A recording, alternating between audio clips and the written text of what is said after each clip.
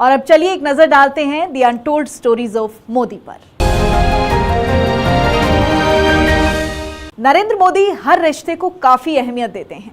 बड़े पद पर पहुंचने के बाद भी रिश्तों को पहले की तरह ही निभाते हैं। ये कहना है गुजरात के विनोद गजेंद्र गडकर का। The untold stories of Modi में आज ऐसी ही एक कहानी विनोद की जुबानी। इलेक्ट हो गए, उसके बाद वो अहमदाबाद जगन्नाथ मंदिर में दर्शन करने के लिए गए। उसके बाद सबसे पहले कहीं जाने के बगैर हमारे घर आए, क्योंकि वो मेरी माताजी को अपनी माताजी की तरह मानते थे। और वहाँ आने के बाद मेरी माताजी ने उनका स्वागत किया, उनकी और मेरी पत्नी स्मिता ने उनकी आरती उतारी और उनका मुंह मीठा किया। और आए तब वो बिल्कुल हमारे घर में एक झूला था, वो झूले में बैठे और आराम से जिस तरह से पहले बैठते थे और जिस तरह से संघ के प्रचारक होने के नाते आके बैठे थे, उसी तरह से वो बैठे। सन 2005 में मेरे लड़की की शादी हुई और उसका स्वागत समारंभ वो हमारे यहाँ आए थे।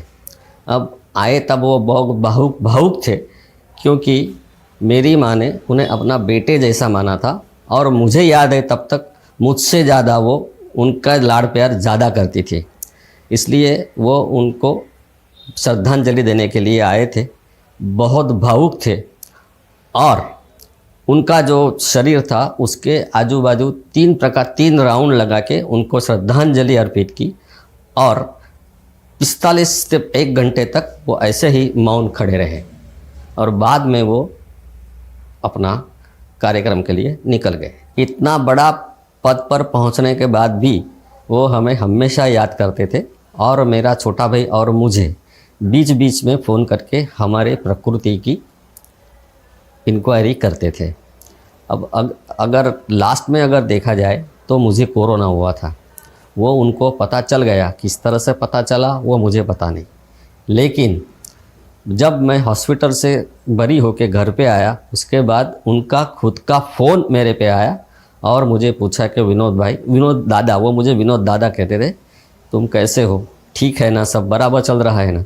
बस ये 2-3 मिनट की बात की, लेकिन इतना बड़ा पद पर पहुंचने के बाद भी उन्हें हमारी और हमारे फैमिली की चिंता रहती थी और हमेशा वो जानकारी रखते थे कि ये इनकी बराबर चल रहा है कि नहीं। इतने बड़े पद पर पहुंचने के बाद भी वो वही उनके पैर वहीं धरती पर ही थे कि जहां मैं बड़ा हुआ हूं, जहां मैंने अपने सब लोगों को मिला हूं, वहां मुझे पहले जाना चाहिए।